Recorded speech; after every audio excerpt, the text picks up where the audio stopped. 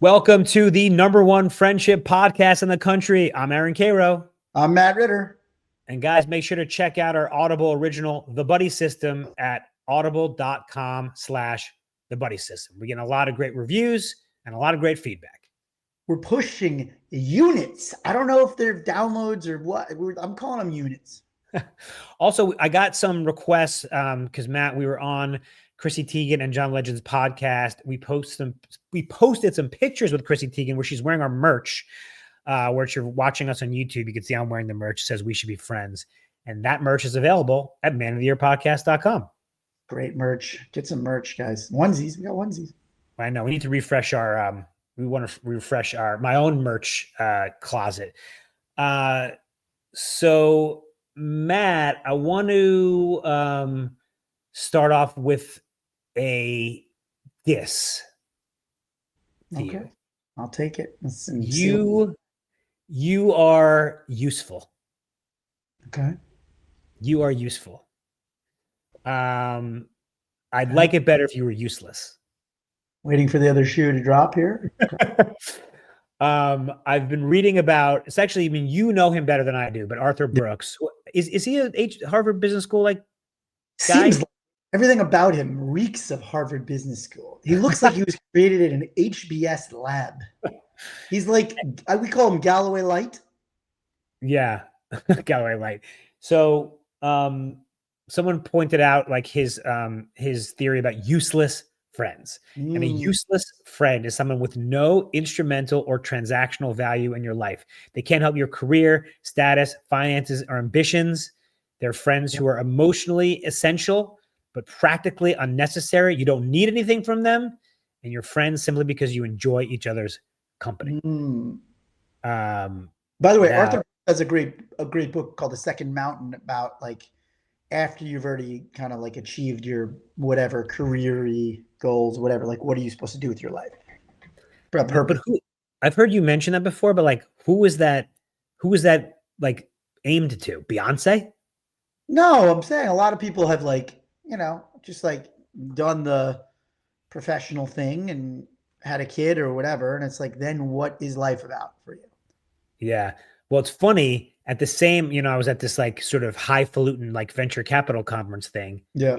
At the same thing, this guy told me that he did a group trip with his useless friends. Because, everyone works in tech, so everyone is friends, but they're also like us. They're also working together. So he gathered all these people not in tech. I was like, I appreciate you for you. And he went away with him together. Yeah, I love that. I love useless friends. I've got quite a few. It's good. No names. I don't know. Everybody has different criteria, and they may not even be aware of their criteria of how they select their friends. A lot of them are by default, what you grew up with, what you had, whatever. Other people are intentional about it. Oh, this person is a good network for me, or this person's in my good emotional support system, or whatever. Other people still are overly intentional, I'd say, about trying to transactionalize their friendships. And you see a lot of, gurus on social leaning hard into cutting down your friend circle to people who are beneath your station or some shit. What? Some like, because like the idea that you are the 5 people you surround yourself with, and if you're trying to level up, then you got to shed anybody who's not on your level. And I hate that. Yeah, what a gross way to think about it. Also, like gross. Also, aren't the people above you going to shed you? Totally. The whole idea that like, oh, hey, you should be with the 5 people that are where you need to be. It's like, well, why do they want to be with you then? Yeah. Like, or you should just be with people that make you feel good and you have a good rapport with and you have good energy, or you just like playing pickleball with. Just the whole thing is, commodifying it to that degree. It's tough, I think I love the theory of useless friends. I think it's so hard to say because it sounds like such a diss, but I feel like our East Coast crew are pretty useless, which of course we mean in a good way. I want all my friends to be useless. Well, here's my little pushback. I've talked about this in the pod. When I'm working with a friend on a project, I just feel like you talk to them so much more. You're like, I don't want to say invested because it's not invested in the friendship, but it's just like, I don't know, you're rowing towards something together. And I'll that I'll I like rephrase. I'll rephrase. I that. don't Okay. want all my friends to be useless. I want that to be the default of like I don't need more than that as a baseline for a reason to be friends with you. Oh, of course. Sure. You know? Like I'm not like, oh well, you can't get my script to Spielberg. I don't need this. Well, we're in entertainment, so that's tough. Do you think there are I'm doing air, by the way, you could watch these episodes on YouTube, Maddie, their podcast. I'm doing air quotes. Do you think there's people in regular jobs who have all useless friends? No, I think everybody has like I think just a general statement. Everybody has in their friend circle some friends that serve some sort of purpose, right? Mm, Whether it's like, hey, this person is helpful to me emotionally, or they are helpful to me financially, or they help me get jobs, or they're my wise consigliere or whatever. And they also usually have some friend that to the objective eye, you cannot quantify what their value is. So now you're lumping them in as useless. But I don't even agree with the term useless because then we're just saying that you have to be able to quantify a trait in a friend that makes you like them. Whereas I just think if you like somebody and you enjoy their company, they're your friend. I do want to clarify that I believe Arthur Brooks. I mean, I think the term useless is somewhat ironic, tongue in Yeah. cheek. Um, No, but I I think a lot of people believe, like, I think a lot of people are caught up in this. Hey, what does this person do for me? You know? right. Didn't you once make friends with someone so they could dog sit, or was it the reverse? No, it's the exact opposite. We had so many friends who were friends with us, and then in the dog sitting reciprocity, we were getting hosed, like 9-to-1 ratio. So you were dog sitting a lot. It was out of control. We were like, I guess we just have to go to Mexico just to even up the score. Right, right, right. You're very useful. Yeah, yeah. I think that Think I about think it this this really way. Would you say want that somebody again. to be friends with you? Do you want somebody to be friends with you because you serve a purpose to them or because they like you because the way you make them feel? Well, obviously the latter, but I'm trying to think of people who, I'm quote useful to. I also don't mind it if I like them. That's true. I think there is a correlation. Like you don't mind the oh this person's asking for things if you enjoy them. This is the classic one-sided friendship where like we've had listeners write in and be like, I'm not as good friends with this person as they are to me, or the reverse, but Right. I like doing stuff for them, so I'm just gonna do it. They're not all 50-50. Most friendships aren't. They're not all Yeah. quantifiable. Yeah, I don't know. The quantification element of it, it's tricky. But yes, look, I think what Arthur Brooks is saying essentially is like, hey, you can just be friends with somebody like because you just have a good laugh. Because you have a Yeah. good laugh. I suppose if you distill friendship down to its core, that's really what it's about. Like, can you sit in a room with this person and hang out? Right. I quantify if I was going to put a score. I mean, again, we could put a score to that, and then they wouldn't look so useless. You know what I mean? Well, what do you mean put a score to it? Well, if we were going to assign a metric on a friendship score, which we didn't do in our audio, we did the algorithm test, right? We assigned bidirectionality, vulnerability. I forget what all six of them were, Mm-hmm. but we didn't assign a score to like somebody you can just sit in a room and laugh with. Right. So if you added Yeah. that to our algorithm, you might look at a different scoring system, right? Because again, like if you put that in the scoring system, you would end up if you called that useless friends, they would rank highly. Well, I think the argument would be is let's say you're someone who could do nothing for me, but if I um am having an issue with my sister, you're a good person to ask for advice. I think that still counts as useless. Or you're saying that counts as useful. I think that counts as useful. There's nobody who's completely useless. What does that even mean? Right. Well, that's what I'm saying. But I think what they're saying is like they're not your friend of that you go to for advice. They're not your mentor. They're not the person that watches your kids. They're not the person that helps you get a job. They're just somebody you like. Yeah. I guess that's right. I mean, we're almost like, I feel like we're being friends with primordial ooze now. Like, you You can't know what? interact. Yeah. Should we get to the listener question because I Yes. think it really hits on what we're drilling down into. We'll be right back. Okay, guys, this is asking for a friend. If you have a friendship question or ethical dilemma, send it to us on Instagram and we will answer it on the show. Our handle is Man of the Year Podcast. Matthew, take it away. Hey, Matt and Caro, I don't feel like I have much in common anymore with my high school friends. We see each other occasionally and it's always nice, but our lives are totally different now. Different careers, different kids' ages, different everything. Is there any point in keeping those friendships going? Well, I mean, this is obviously dovetails with what we're talking about. Any point. I mean, are you having fun? Like you enjoy hanging out with them? Like, it's almost the wrong question. Right. Because this is what I'm getting into. Are we judging friendships by productivity now? Right. What are we doing? Right.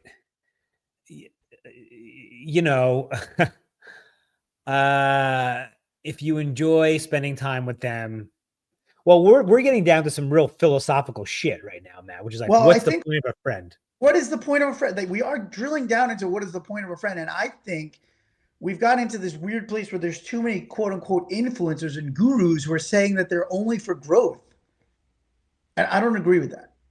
Well, but they've got to be for something. Joy, Joy, that's the yes. value to me. That's like my life metric. Yes, but I mean, like, you were talking about pure uncut joy. If you Well, have, yeah, yeah. Go ahead. if you have season Dodgers tickets and one of our most fun things is going to Dodger games, well, according to you, that makes you useful because you are providing a service. Right. But it would be the other way around. It'd be like, I have tickets, but I just want to bring this one person that makes me laugh, as opposed to bringing somebody else that could do something for my life other than that. Okay. Okay. So you And have, again, let's back up to yeah. there's room for both. I think we talk about diversity in your friend group, like the different types of friends, work friends and neighbors. I think this falls into that too. Like, I think it's good to have a friend with a big truck who can move stuff for you, and Right. this, Right. and it's good to just have someone who can do nothing. And there's some high school friends. I think about this sometimes because we see our friends, on the East Coast not so frequently. I try to keep up with contacts. Yeah. They're not totally active all the time. Active friends. Active friends. Like our friendship isn't always active all the time or as active as you want it to be. Not all friendships necessarily have to be active all the time for them to still be friends. And they don't even need to be relevant to your life right now. It could be again, like I think there's room for just like sentimental, archival, time machine friends, but and they could be part of your current life or they don't have to be, but that doesn't mean there's no room for them occasionally. Well, we talk about in the audio original friend emeritus, which Yes. is an old friend who have a lot of great memories for. You're not super active with them right now, but there's a respectful position and they can always come back. Right. And it's also, and I love that. And it just also like maybe that friendship completed its mission. Interesting. You You were a high school kid and you needed that. I feel like the subtext of the question is like it doesn't sound like they're having a lot of fun together. Because just Right. because you have two kids and I don't doesn't mean we can't go to a Dodgers game and have a good time. 100%. And So it, that's a great commentary on this, right? Because he's saying different everything because everything isn't just career and kids. listen, one guy could be, not drinking anymore and they like to party, or Right. he wants to go to concerts and the other guy doesn't.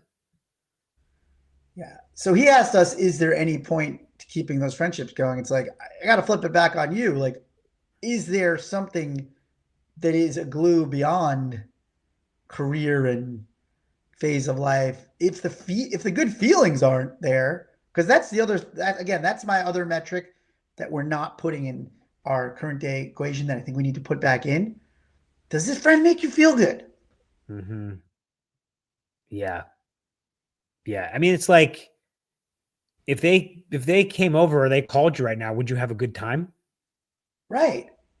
And just because you have a good time doesn't mean now you have to reinsert them into your week to week, you Also, know? when he's saying, is there any point? Well, it's not really costing you anything to maintain. What, are you going to ghost these people?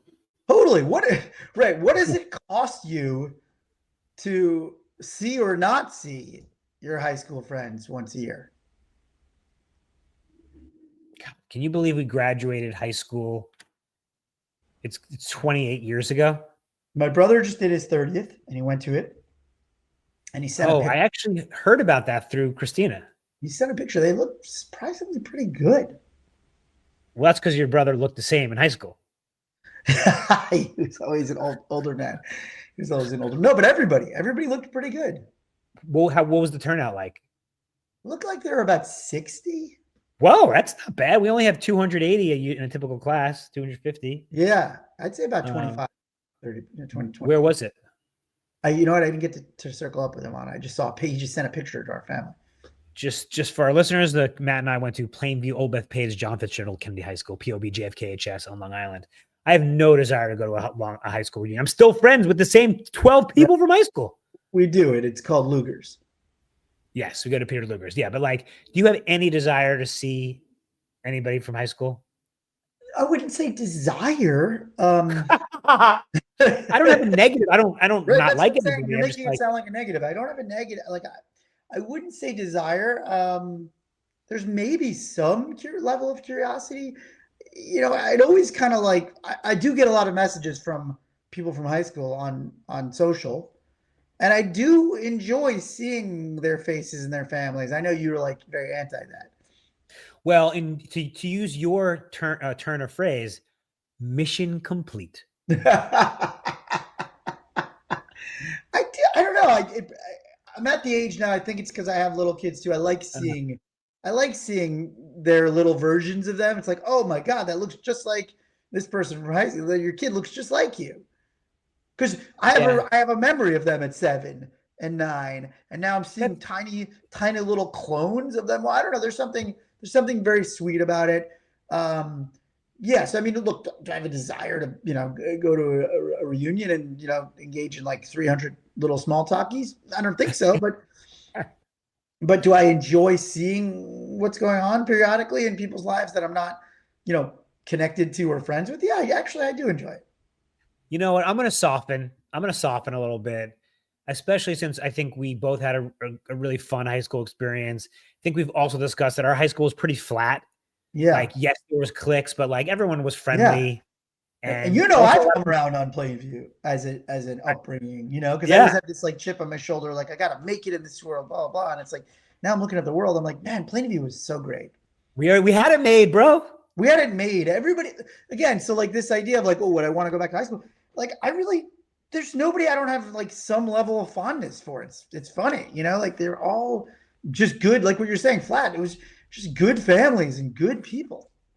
And I was going to add the families, like my family still lives in Plainview. Many of our Yeah. classmates' families still live there. So it's like, I mean, my folks, see our friends' parents all the time. Yeah. I think I want to just like take a walk around Plainview. Every time I'm on the island, I stop, stop at La Well, Piazza. I told you that By the way, so this is a little bit of a tangent. Have you been to Courage Bagels?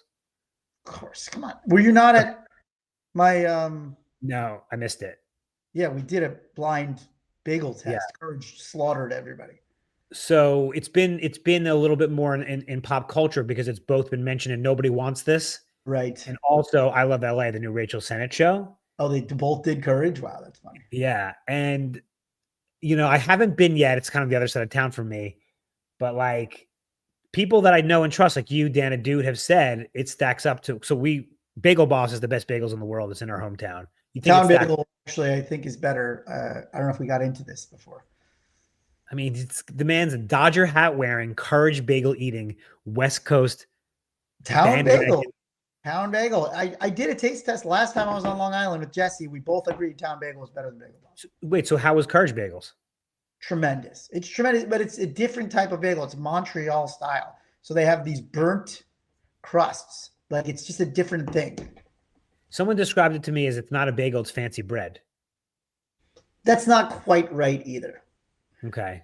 I don't know Okay. what the app description is, but And is it? Did you order in or you went there? we ordered in. So we had them fresh.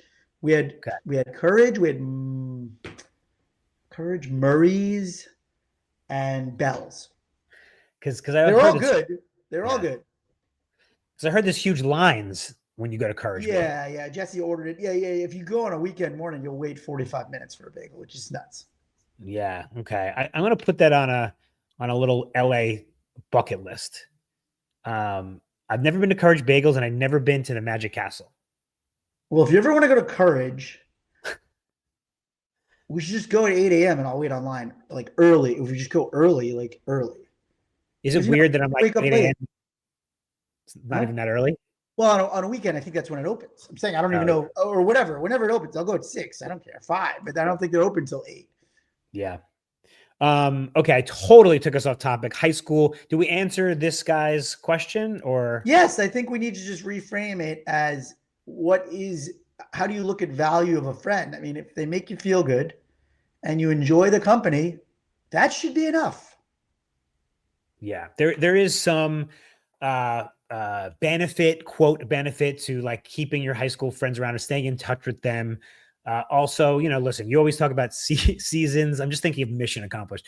You always talk about seasons, like you're in a season. Hey, your kids are all going to be grown up one day. It doesn't matter whose age was what. Right, right, right. And, you know, you're going to want to reminisce. I mean, listen, we do have something that's the whole point of the podcast that many people don't have, which is we've known people our entire lives. And we do know that you do get jazzed up and you do get re-energized when you see these people. I have to say, that's a fact. Every time I, get back from Luger's or whatever, we're seeing our high school friend this weekend, and it's like, I don't know, there's something nice and it gives me an energy jolt and it keeps me going. I will say, but our high school friends are really cut across the strata. I mean, we've got kids getting bar mitzvahed. We have kids just born, all kinds of occupations. We have a guy who's 5 years away from getting married. Oh, he's talking about me. But we're still, we still hang. It's a good hang. Yes. I think we answered it. I think, Okay. this guy should know the answer to your own question. I think he's listening to outside opinions on what friendship is. All right. Thank you so much for that question. This was asking for a friend. If you have a friendship question, send it to us on Instagram on Man of the Year podcast. Okay. So back to useless friends for a moment. I was thinking another benefit. Did you remember like we've done so many episodes now. We talked about like how fringe friends, so not your tight circle, tend to be a little bit more diverse and interesting because your core circle becomes, I think it's called homogeny. It's just like you're people who do the same thing as you. Where the outer circle is like different people that you know from random ass stuff. Mm-hmm. And I think a useless friend is more likely to be in that outer ring, and therefore could be more. I love those kind of. I hate to use the word random, but like those non-inner circle friends that like just bring something different to the table. Right. Like they always have an interesting story or something's happening, or they want to, hey, you want to do X, and you're like, I never even heard of that. Yeah. Like, didn't you go to medieval times? I went to medieval times. We all we You all know, ch- like our inner we circle would all we never go all we all chugged out of a horn. there. You chug red wine. A bottle of red wine. I told you this. It fits in a horn. It fits exactly to the top. The horn was created to drink one bottle of red wine in it. I'm trying to think. Does it look like, like the Thanksgiving cornucopia? What does it look like? Yes, exactly. Okay, so it's pretty unwieldy, and you're like pretty, it feels easy to It spill. spilled all over. I'm sure we probably didn't drink all of it. It spilled on a moving bus. Wait, why were you on a? Oh, right, on a moving bus. Because we Okay. took a bus. It's far. I forget if it's in Anaheim or something. By Forget the way, where I it just is. I just Googled medieval times like wine chugging, but it thinks I'm talking about medieval times, like real medieval times. It's Right. showing And me. they did chug it out of the horn, probably. How else would they Yeah, have chugged? yeah. I would go for a white wine in a horn. Yeah, but you got to keep it cool. You think red wine's? Oh, you got to keep it cool. Oh, interesting. Dang, medieval times. There's not a lot of ice in medieval times. Yeah. Wait, hold on. I don't want to get hung up on this. Why did you have the horn on the bus before you even got there? No, no. Somebody bought a horn. Okay, got it. Long You free. story short, no, long story. Somebody bought a horn from the gift shop, and we had a credit for alcohol, and they were like, "We can give it to you, but we can't give you in a bottle. We can't give you a bottle of wine. We can pour you a bottle of wine." And but we're like, but they don't like we don't. They were like, we don't have to go cups. Was this We a were like, scam? no. So Oh. I was like, well, could you just pour it in this horn? And they were like, fuck it. Oh, so this was like you kind of like vamped. This was like a. Yeah. They were like, I guess we'll just pour it in your horn, and you can just. I'm sorry. Is it made for drinking or is it for like a shofar? No. I think it's just like for the Okay. shofar. The way you pitched this to me when you told me about it, you made No, it they're not seem like selling them in the horn. while we're just on this tangent, just in Savannah, Georgia, they have very lax open container. Not lax, you can have an open container. Is that right? Yeah, I think it's to stimulate the business district and like blah blah blah. Mm. So went into a bar. I'm like, oh, can I get a vodka soda? And she goes, to stay or to go? Ah, to go just cause. Yeah, Just yeah, because I can't do that anywhere else. yeah. Isn't it so amazing when you go into a city and there's suddenly you can just walk outside with the alcohol? Yeah. I mean, you know me, day drinking is my favorite activity. Yeah, it's a good one, but so tiring. So sleepy. Jesus. No, but no. Day drinking is better. You can go to bed at 8. No, You've it's had a whole great. day. Great. It's perfect. For me, it's perfect. I'm not going to complain about Um, that.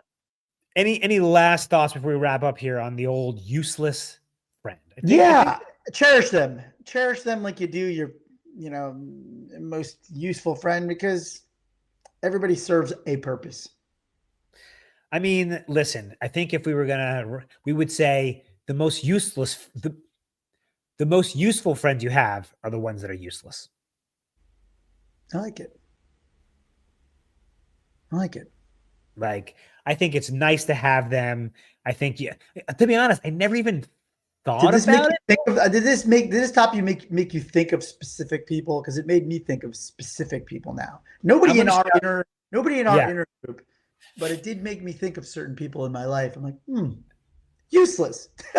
Yeah. I'm going to shout one out because I think it's a beautiful thing. My buddy Shane. By the way, we have 2 Shane friends. One is extremely useful because he's our barber. I mean, look at this hair. Thank Yeah, God. looking good. He's literally my barber. And my other Shane, he's not in the industry. He could give 2 shits. He's super fun. He's always down to hang. Yeah. And he doesn't give a shit what I Right. And those are all, to me, very useful qualities. Yeah, exactly. So guys, let's hear about your useless friends or useful friends. I want to know like what you guys think about this topic. Remember to check out our Audible original, The Buddy System, at audible.com/The Buddy System, and our merch at manoftheyearpodcast.com. Always remember, be good to yourself, be good to your friends. Love you, buddy. Love you, buddy.